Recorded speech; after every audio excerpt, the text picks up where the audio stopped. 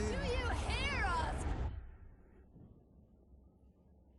A generation ago, we fled the crumbling British Empire as the world froze around us. I held New London together. United, we survived 30 years of Whiteout.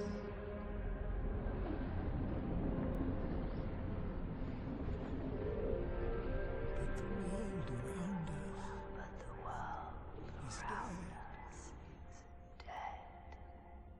Empty. Right for taking.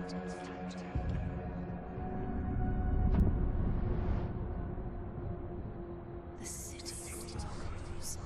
Festers. Merely surviving is not enough. We have to expand. After all, it's us who survived the end of the world. It's us who survived. Yes.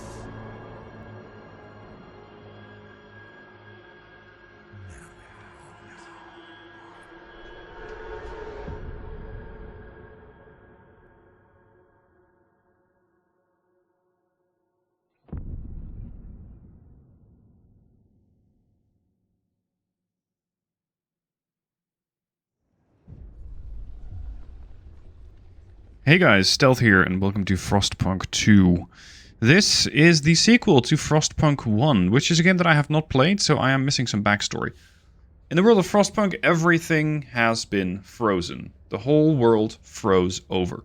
We are leading a group of survivors. You are in command of the survivors, if you will, and your task is to set up a city. In order to keep that city going, you're going to have to make some very hard choices. At this stage, we've been roaming the frozen desert for years. Many of us do not remember a world before the Great Frost. Now, another whiteout is coming, and we've reached the old machine. Again, we will rely on its furnace to provide heat through the storm. The situation is very steampunky. So this is the art style of the game, and this is the type of, let's say, resources that you also have to work with. Everything in this game revolves around the cold. Or rather, fighting the cold. And making sure that you can keep everything, and mostly everybody, warm. Which, as your city grows, is an endeavor that's going to grow more and more difficult. Right now, we have arrived at what is called the Dreadnought. From my understanding, this is essentially a train. The old Dreadnought remains in pieces, under layers of snow, but the scattered wagons still have resources inside. First, we must break the ice to reach one of the oil wagons and construct an extraction district to use it. Now, as the interface goes, we have a whiteout arriving in 88 weeks. A whiteout is basically a massive storm, and once that hits, you're going to be locked in. It's going to take 88 weeks to get here, so about a year and a half. And we have that many weeks to try and prepare for it. Over here we have a few resources. We have population. Yes, they too are a resource. Not all of those can work. 65% of the population can work. And right now we have no holdouts. So that's the 0. There's no absentees from sickness or otherwise. We have a few scraps. We have some prefabs. These are used to build buildings. We already have a heat scarcity. We are not generating enough heat. Our people have taken up refuge inside this old train. Yes, it is that big. And unfortunately, the generator right now is off. And that's why we need to get to this oil wagon right here, which is going to provide us with some oil to fuel this fire. What you can also see over here is that we don't have enough shelter and we do not have enough food. We have a negative food amount. And of course, this means people are going to starve unless I do something very quickly. Over on the top right, we have the temperature, and each temperature drop will increase the heat demand. Thankfully, sometimes you do get a bit of a break, and the heat isn't that bad, or rather the cold. There's also some other resources. We have another oil wagon. We have a construction wagon with additional prefabs. Down here we have another oil wagon. Over here we have a construction wagon. And there are a few patches where we can get food, but more on that in a bit. I'm first going to break ice, which is done by pressing X. And this way you can start building in that area. But first, you gotta crack that ice. Everything is frozen. And in order to get to that part, you first have to crack it open. So now that that's done, I can set up an extraction district. And this extraction district is going to allow us to get oil from this old, what was it? Oil car, I think. I'm going to, in the meanwhile, continue ice breaking. Because I want to continue getting at various different resources. Each time you break ice, you can select 8 different tiles. And as long as you have enough workforce, you will get additional population or additional terrain to build on. Speed things along a little bit. You see the frost breaking is taking part. I'm also going to set up another extraction district here for more oil. More oil is better. And we are also going to have to look at food. That's what you get over here. Some of these are deposits. Of course, they're completely frozen over. And these fertile soil deposits are going to be important because they will allow you to at least gather some food in this frozen wasteland. So let's continue breaking ice in that general direction. And the district is now online. As the thick black liquid oozes through the pipes, our people rejoice. The carcass of this old machine is a testament to the hardships that made us. But more importantly, it's our haven in the storm. It's allowed us to weather many whiteouts, and it will do so again. We have oil. We can turn on the furnace. And that's something you do over here. I can now turn the generator on. It's going to turn 20 oil into 40 heat. So now we actually do have some heat. But we don't exactly have enough infrastructure. And that's the next part of this, let's say, sort of tutorial. Because we do have a little bit of living space inside that old dreadnought, but we need more. So we need to place down housing districts. You do that simply by placing a housing district essentially anywhere you like. But if you build it closer to the generator, people do tend to like that.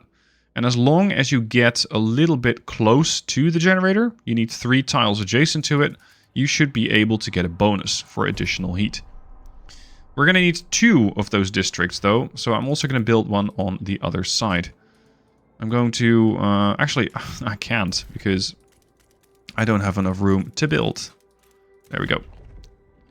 This one is also coming online. Frost breaking done. Sorry, ice breaking. Now I can go 1, 2, 3, 4, 5, 6. Done. Let's continue breaking the ice here. Because I really want to be able to get at that amount of food that we can get there. Yeah, let's continue in this general direction. Not the best path, but it works.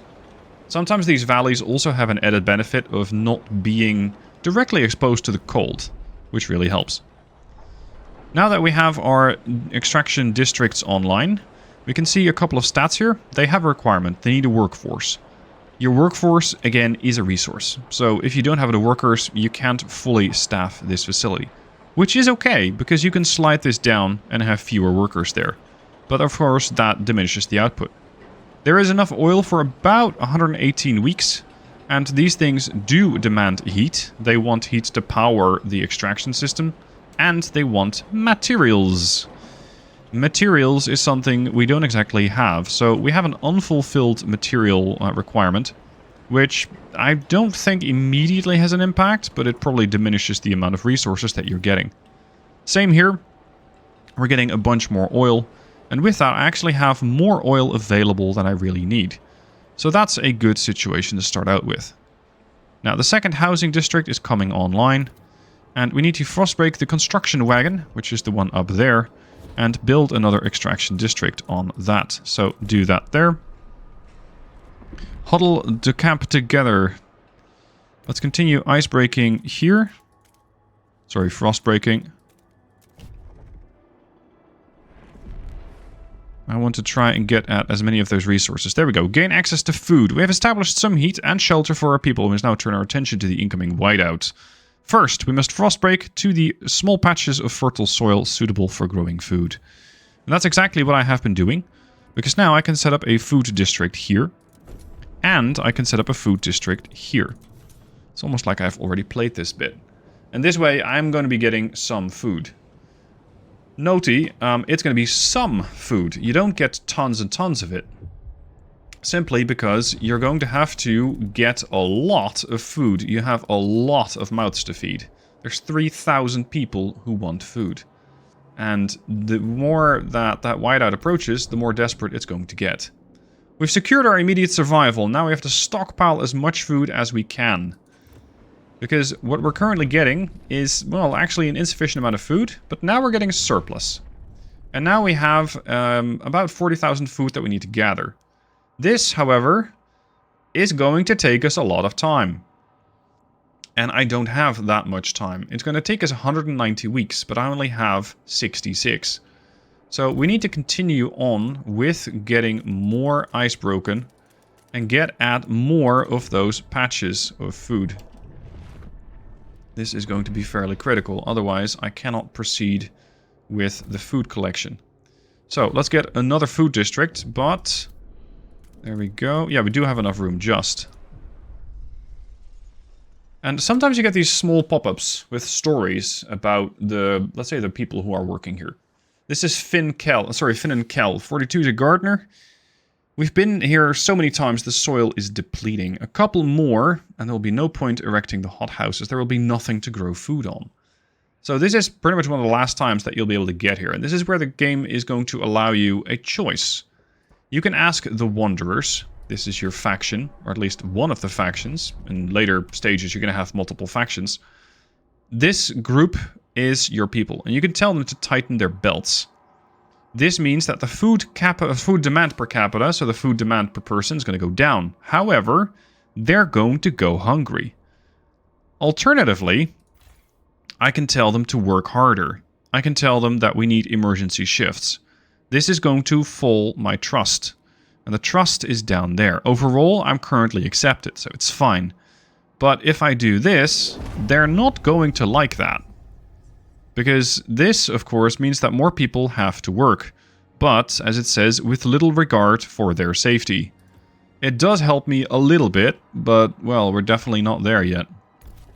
So I need to continue breaking the frost in order to get at that next patch. And you pretty much need all of these in order to get enough food. I can also speed up this one. It's going to again cause a trust to fall. So, yeah, the situation is not great. Over here, each day the wind grows fiercer. Relentlessly, it beats against our buildings, weakening our structures gust by gust. Without raw materials to repair the damage, our districts will deteriorate. I can either promise to gather more materials, which will marginally improve the relations with the Wanderers, or I can say, sorry, not now. I have bigger things to do. I will try and do better. We must move quickly or some districts will be disabled. So what I need to do is gather materials, and I need to build an extraction district on a maintenance wagon. Where can we find a maintenance wagon? Well, here. And this is going to be our next district, but we don't have enough prefabs, and we don't have enough scraps. Resources. You're always starved for resources in one way or another. Now, what I can do is just wait. I get 21 scraps a week, and I also get 20 prefabs a week. So, I do need to build this, certainly. But at the moment, I can't. I don't have enough resources, and I really want to prioritize the amount of food that's coming in. So here's the next level of food. We are going to be stockpiling ready in 49 weeks, and we have 58 weeks until the whiteout arrives. So we're definitely improving the situation without having the Wanderers tighten their belts. And now I also have enough resources to build this extraction district here, which should satisfy the materials requirement. This hopefully will keep all the districts going. Especially regarding food, I can't exactly afford to waste any of them. We found a mysterious symbol. One of our frost-breaking crews uncovered the frozen remains of a man in a tattered uniform. His shoulder patch reads, New London Scouts, 3rd Platoon. He bears an obscure insignia. Does it symbolize order, faith, or I don't know? This is going to have a continuity in which New London will embrace order. This is where it embraces faith, or this is where it's going to randomly pick. I'm going to say this symbolizes order. because it has some sort of a standing military. Otherwise, you wouldn't exactly have scouts.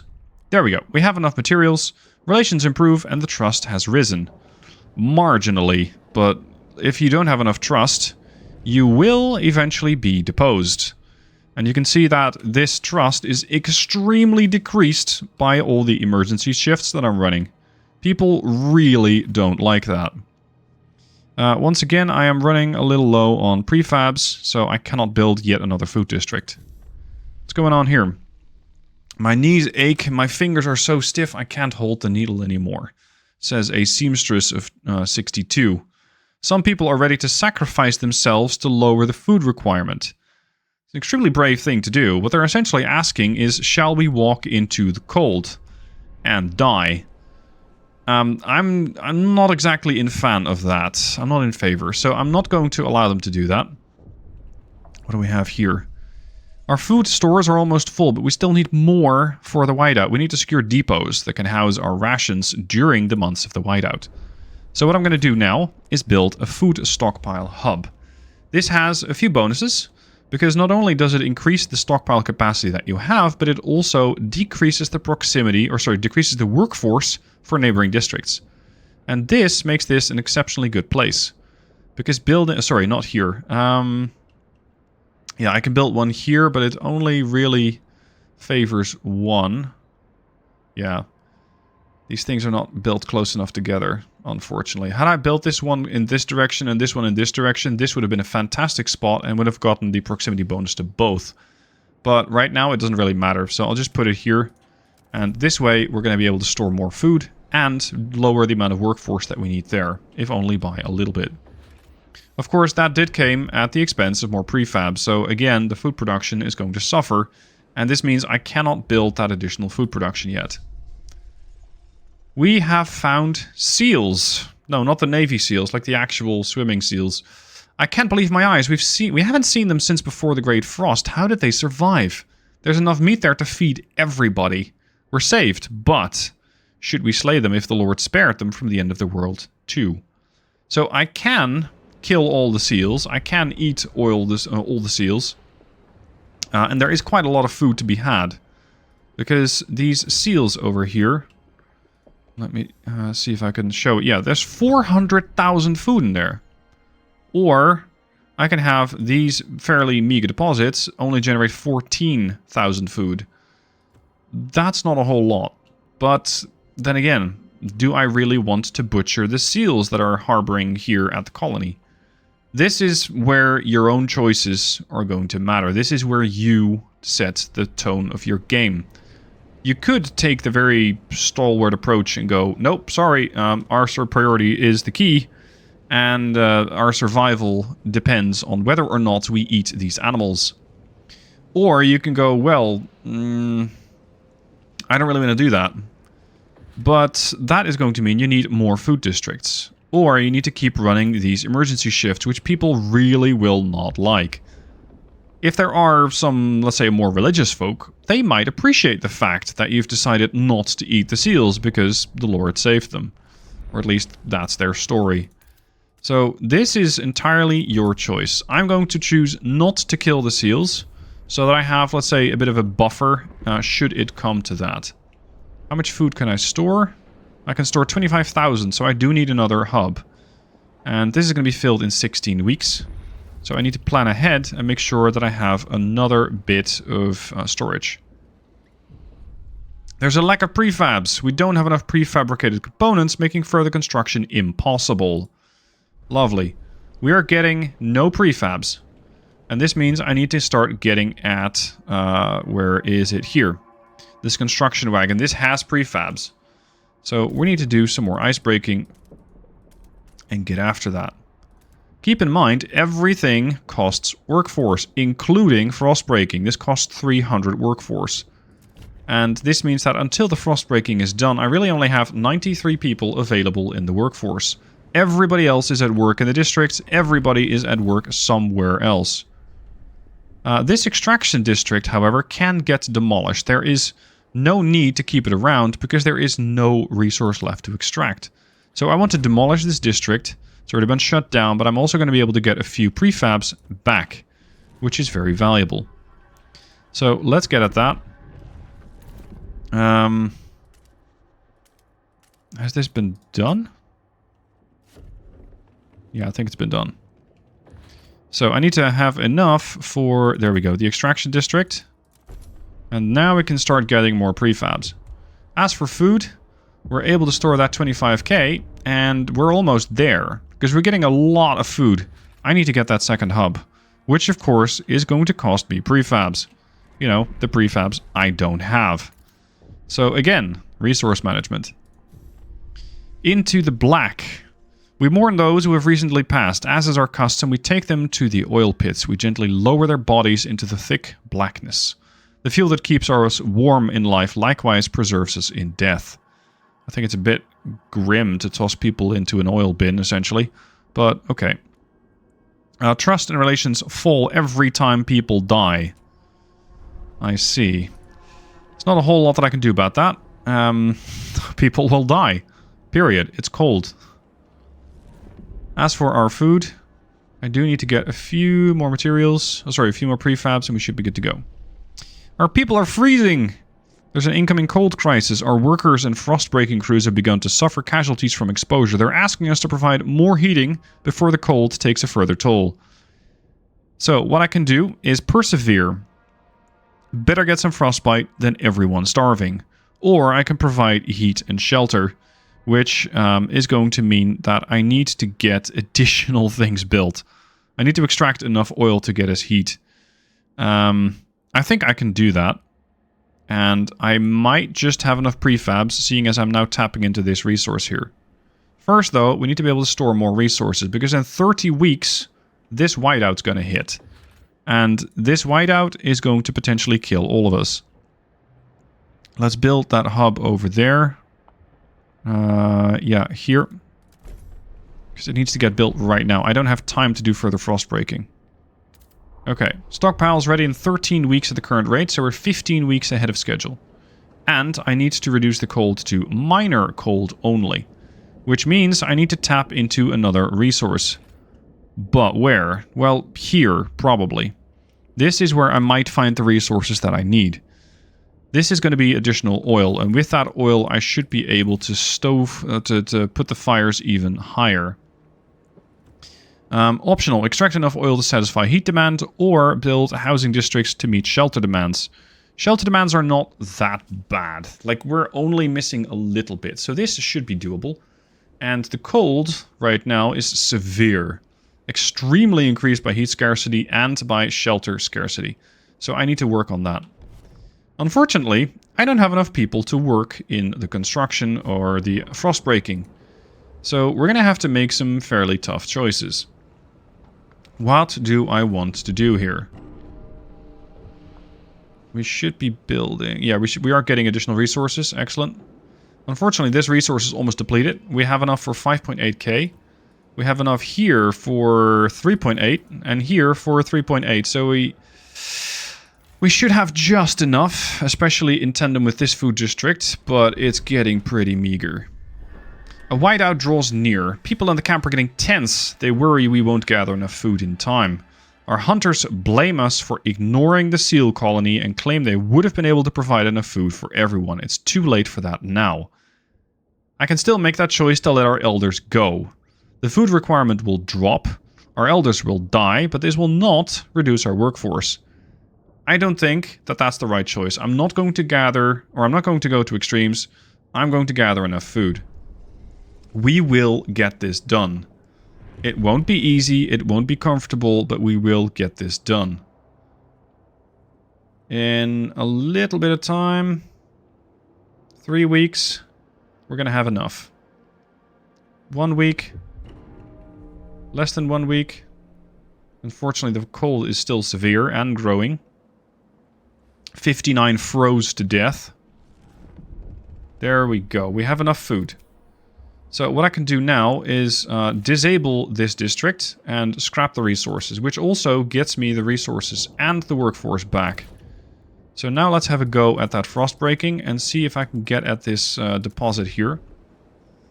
We also have still the option to go for the seal colony, and or to have them tighten their belts, but we have enough food, so we should be fine.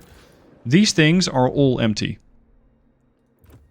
These things are all empty. So I can demolish this. I can demolish this. And I really want to get that workforce back. I want to try and get all the objectives complete, including that keep people warm. So let's build another extraction district here and get more oil. Get that furnace going. Disease weakens our workforce. If you have enough people who are in a bad situation, there's going to be disease, and that will spread. Ensure there's enough heat, shelter, and food to keep your people in good health. If you don't do that, well, your workforce is going to crumble. There we go. Now we have an excess heat. We have a heat surplus. Everyone is warm. Let's focus on food. Well, we have the food. So we should have everything we need. And the extraction district here is done. There's no further resources to be had. So at the moment, there is no other way to get more prefabs on this map. Thankfully, this is really only the prelude. This is the introduction to the game. The Whiteout's going to hit in 2 weeks, 1 week, 0 weeks. It's here. Preparations are over. Either we have enough food and we have enough warmth, or we're all going to die. Against all odds, when the Whiteout hit the camp, the Wanderers were ready. Everyone was thankful, we acted fast and gathered enough food in time. The miracle of the seal colony strengthened our hope that our journey will lead to a promised land. Our elders have added this story to our great tales, alongside warnings about a sinful city that still pumps smoke into the sky. We survived.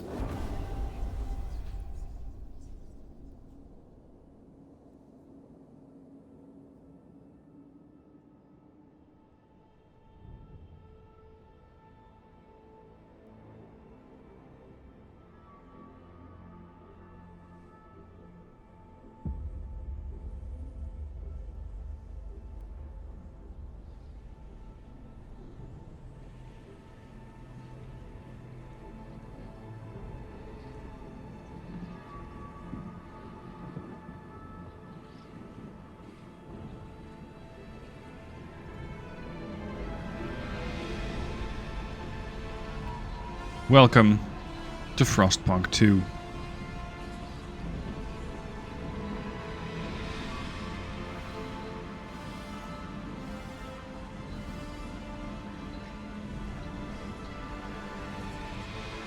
So we're low on everything. Food, we have overpopulation, resources are running dry. Now it's up to you to man this city as the new captain, as the new steward. And see if you can keep everybody together, keep everybody alive, and, well, ideally keep the city expanding, keep growing, or hold its hand on its deathbed.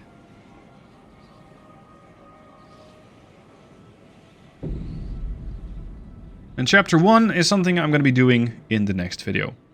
I'm really hoping that you guys are looking forward to this series. I'm really enjoying the game so far. I've made it to, I think, Chapter 2. There's a lot to discover, and you can take this game in so many different directions that I think every story will be different, so long as you choose different. So, let me know what your thoughts are down below. Thank you for watching, and thank you for 11-bit to providing the key for me. I really appreciate it. So thank you for watching, and I'll see you soon for the next episode.